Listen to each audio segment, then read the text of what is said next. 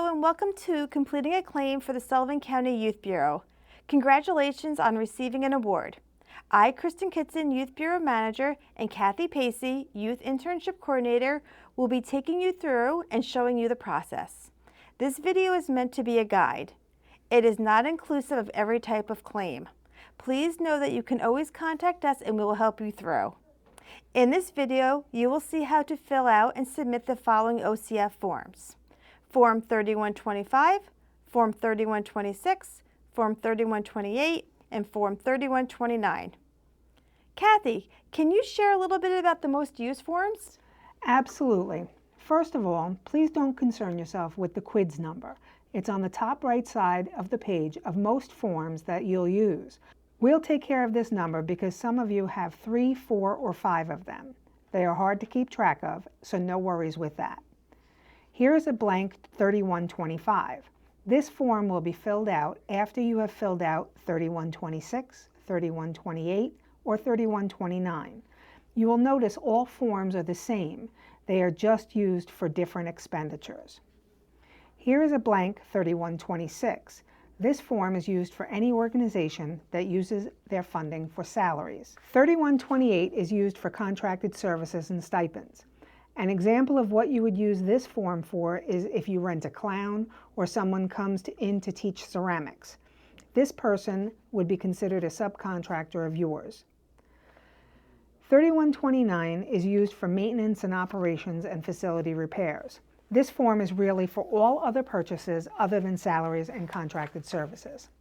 We haven't had anyone use 3127, which is used for fringe benefits. If this should be an issue for anyone, please give our office a call and we can go over it individually. Now we'll go into more detail for each form. Great, thank you, Kathy. Can we go into more detail about the form number 3125? 3125 is the final form that each of the other forms gets transferred to. You're going to fill in your agency and your municipality. This is the name that your contract is associated with. Under that is the program name. So you'll put the agency on line 1 and then whatever program you use your funding for on the second line. As you can see on this 3125, there are salaries and wages of $125,142.90. However, if you look at the county aid requested, it's only $2,500. That's because this organization's allotment was only $2,500, so that's all they're allowed to claim for. Thanks, Kathy. What can you tell us about the Form 3126? This form is used for salaries and wages. In this example, the organization has sent their 3126 for salaries. Page 1 is $1,192.81. Page 2 is $509.19. Page 3 is $202.50. And page 4 is $595.50. All of these add up to $2,500. The reason why there are 4 pages is because each employee will have their own 3126, as well as the pay stubs for their backup. Notice the gross amounts are different, but the chargeable amount always remains no more than their allotted amount. Also, you're only allowed to claim gross salaries, no benefits, etc.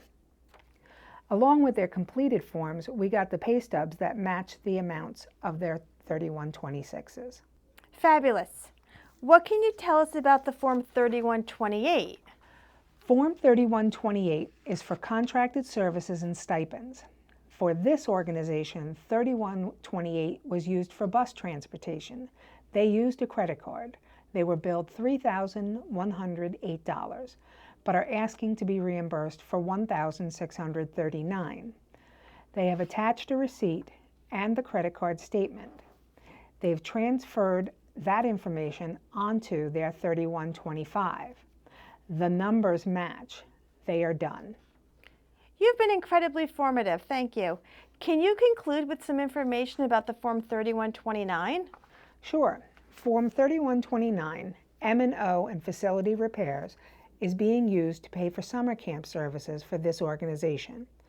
You'll see the check number, the check date, who got paid, what they got paid for, the date of the invoice, the gross amount of the check, and their allotted amount. Their invoice includes how many campers and for what amount and the dates.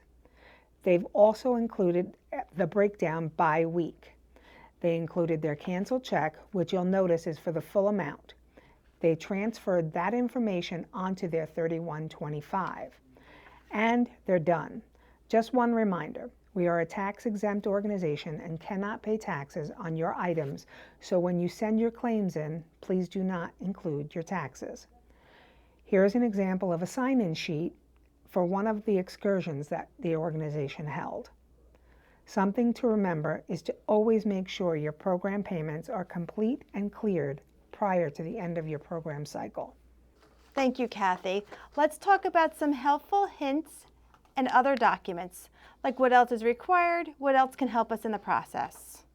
Please make sure that what you're claiming for aligns with the narrative on your application and contract. Please attach sign-in sheets for all events and have youth sign, like Kathy said earlier, if they're able. If youth aren't able to sign, have parents sign. If not, staff can sign, but we do like to see the youth sign in. Please make sure to list items individually on the expenditure form and list proof of payment separately. When claiming for salaries, make sure that the percentage of salaries is able to be explained and that our portion does not exceed more than 100% of their salary. Kathy, can you elaborate a little bit more on this? Sure. If you have a salary that is $10,000 and you only are allotted $2,000, you cannot go over whatever percentage it is for the $2,000. It can't exceed $2,000. Thank you, Kathy. Sometimes a program will use 3126, 3128, and 3129 on a program. It's perfectly fine. It's okay. Many people do it. Just make sure to list each one separately on the 3125, and please make sure you do not exceed the amount awarded. We're here to help. Call us, email us, anytime, stop in.